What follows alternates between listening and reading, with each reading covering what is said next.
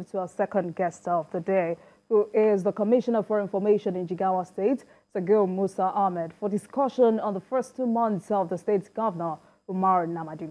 Thank you very much for joining us, Honorable.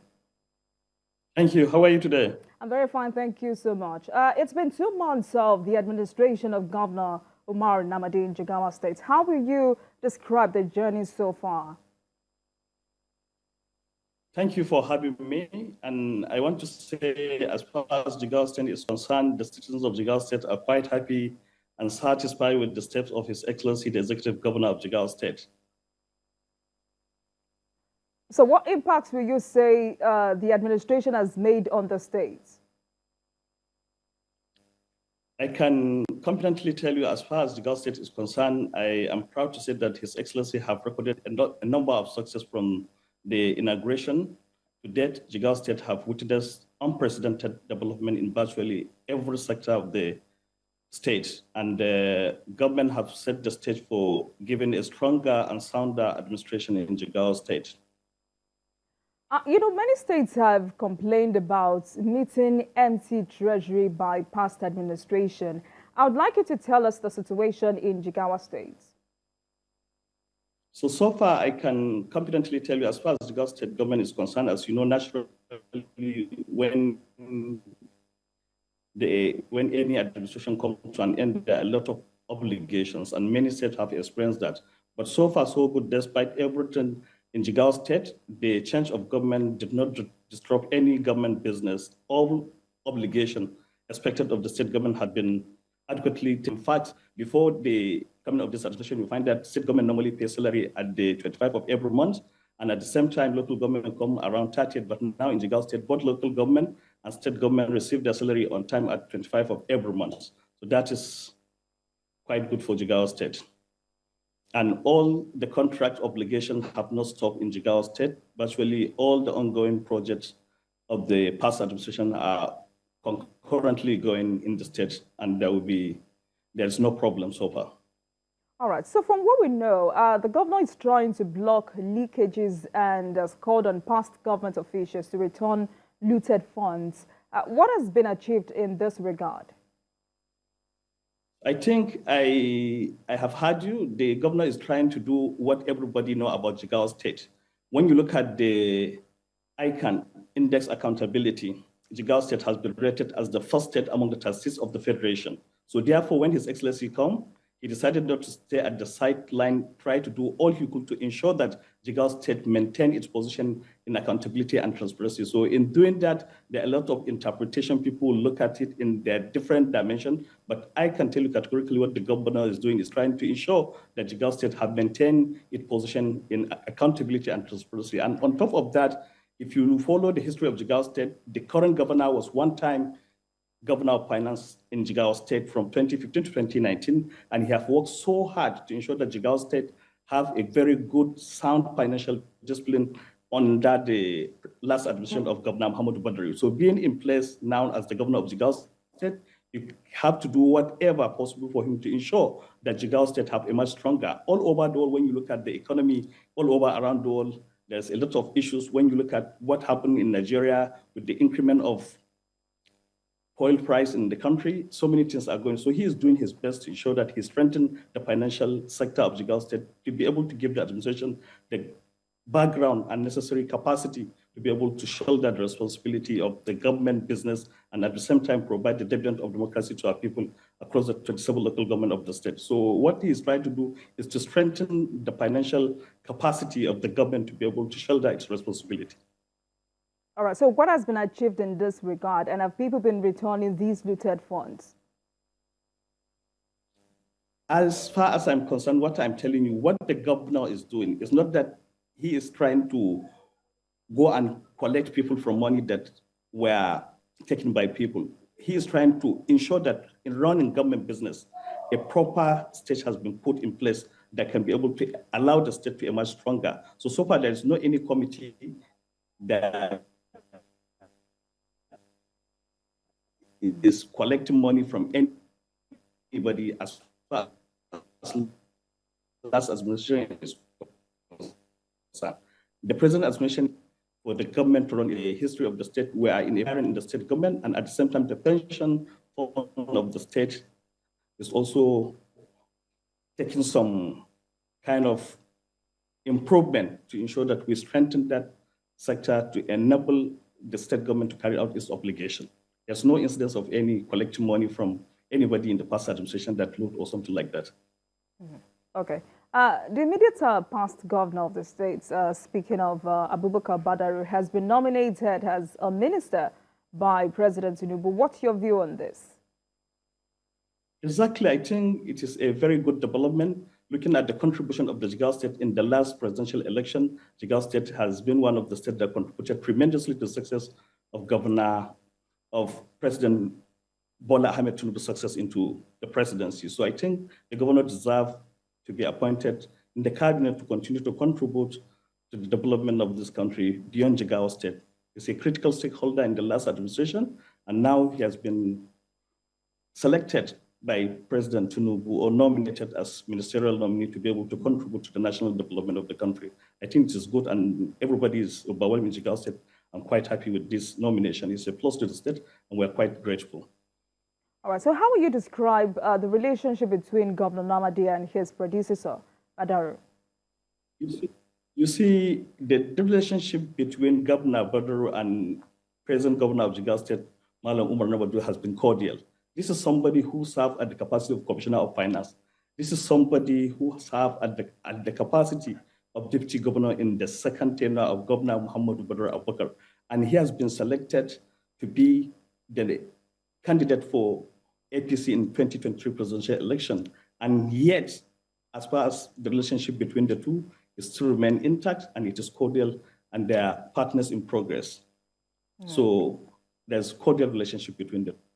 All right. So about 12 of the commissioners of Governor Namadi worked on the immediate past administration, and people see this as too much influence by the former governor on the administration.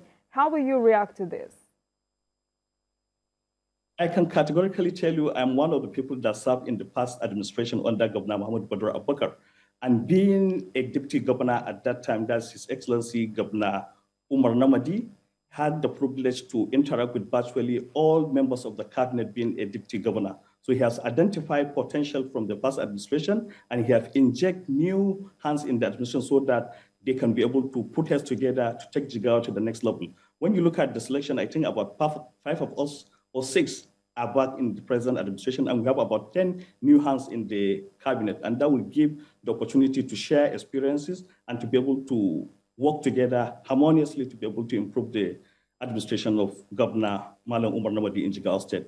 That I can tell you categorically is an attempt to be able to at least inject new hands in the government and also look at the competence of other people that have contributed in the previous administration to add value to the present administration, having identified the potential of each and every nominee from the previous administration. I think it's a good one. So, Governor Namadi has made unscheduled visits to state institutions. I would like you to tell us more about the impact of these on the states. I can tell you the aggressive effort by the new governor of Jigawa State reach out to various institutions at both federal and international level has been quite successful. I can tell you categorically, when you look at the engagement, it's quite overwhelming. In fact, His Excellency personally frequent Abuja, and he had several meetings with international organizations, various agencies at the federal government level. Part of this engagement, there's partnership between agencies in Abuja that come to Jigawa State to be able to see how we can harness the abundant natural resources in Jigawa State to be able to create opportunity for Jigawa State to emerge stronger in areas of industrial development. And at the same time, there's collaboration between Jigawa State government, notable organizations in Abuja. I can tell you, like Bank of Industry, have presence in about 36 states, 30 states in Nigeria. Only 6 states that they don't have presence. As a result of this engagement, they are coming to Jigawa State to set up a state office where they can be able to contribute to the development of the state. So in so many areas, they are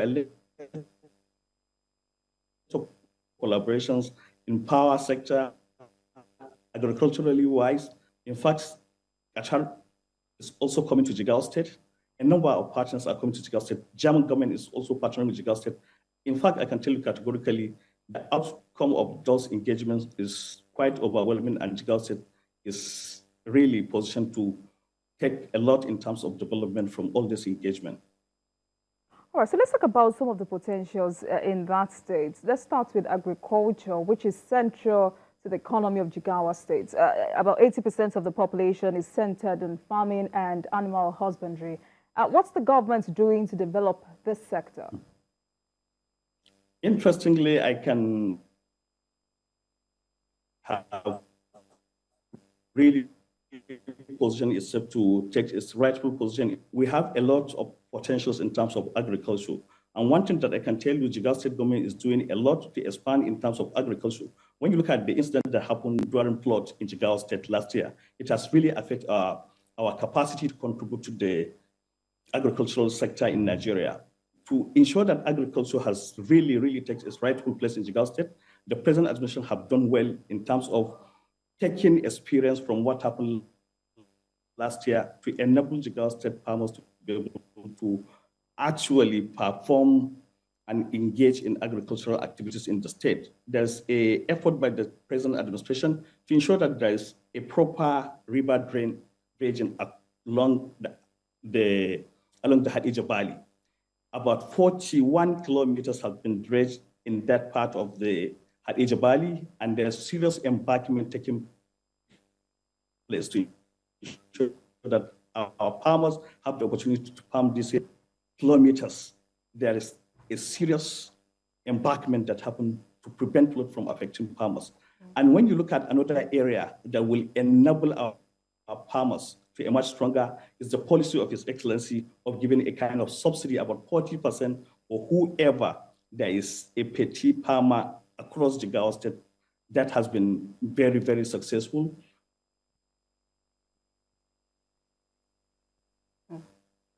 Are you there, Honorable Sagir? A lot of subsidy has been provided in that area, about 40%. Hello? I can hear you. Please go ahead. Yes, that's what I'm telling you. In terms of agriculture, these are some of the initiatives, and many more things have been carried out so far in the state. And I can inform you, just yesterday, the first executive council has been taking place, and commissioners are out there to see how they can be able to passion out comprehensive implementation strategy framework that will enable His Excellency to actualize his potential in bringing Jigawa to the rightful position of improving agriculture across the state. All right, so let's talk about the impact of flooding. How far has the governor gone in addressing this?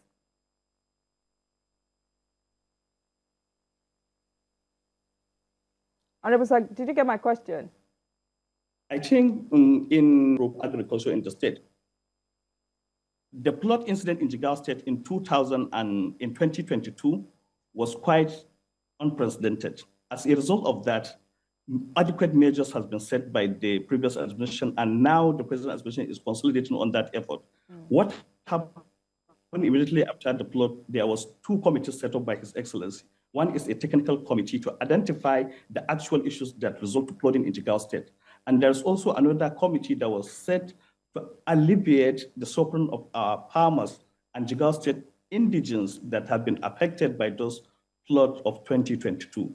To put together, coming to this year as a result of recommendation made by various committees set under the technical committee, His Excellency have identified the need for us to be able to adequately dredge the Hadija Valley, which is the source of major flooding in Jigawa State. And I have told you categorically, about 41 kilometers have been dredged in that Hadija Valley. And there is serious embankment taking place along the riverbank, which I said about 140 kilometers have been covered, covering about 50 communities around Jigawa State that had been affected by the flood. So that have prepared Jigawa State to be able to expand tremendously in providing necessary measures that can curtail the excess of flooding in case of flood happening in 2023. All right. So as one of the educationally disadvantaged states in the country, what is the administration doing to improve the sector? Interestingly, I can tell you the present administration under Governor Malam Umar Ramadi have taken adequate measures to ensure that education has been improved greatly in Jigawa State. When you look at the appointment of commissioners, this time around we have 2 commissioners in Ministry of Education, where we have identified the need to have a basic education commissioner, and at the same time we have a higher education commissioner. This is to be able to strengthen all measures that will enhance teaching and learning in Jigawa State across all levels. So there are going to be now 2 commissioners in education sector to improve the educational environment in Jigawa State. All right, so, earlier we talked about flooding, but now let's, make it broader. Environmental degradation, and that's especially desertification and flooding is a big challenge in Jigawa State. What strategies are in place to tackle this? So as far as environmental degradation is concerned, as I told you, during the electioneering campaign, His Excellency have about 12 agendas which he set to achieve. And when you look at the inauguration of His Excellency, he have made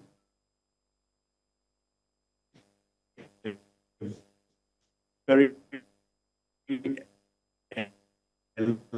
elaborate speech during his inauguration about 56 commitments in our state, took a slogan of the government, which is popularly known as Greater Jigawa. His Excellency is doing his best to ensure that there is a comprehensive plan that will enable Jigawa State to emerge stronger in virtually every sector. And environment is central to everything because everything happens in an environment. And there are various committees that have been set in place, and there are a lot of collaboration between the state government and the federal government. Even international partners are coming. The World Bank has a project that Jigawa State will key in to see that it emerges stronger in areas of building stronger and sounder system that can enable us to improve in our environment. As we progress, this policy has been developed. We are in the process of harmonizing and ensure that we bring that to the public to be able to see what Jigawa State government is doing to improve environmental degradation in the state. All right, thank you very much, Honorable Sagir Musa Ahmed, Commissioner for Information in Jigawa State. Thank you so much for coming on the program tonight. Thank you. Thank you so much, and my best wishes to a wonderful team at TVC.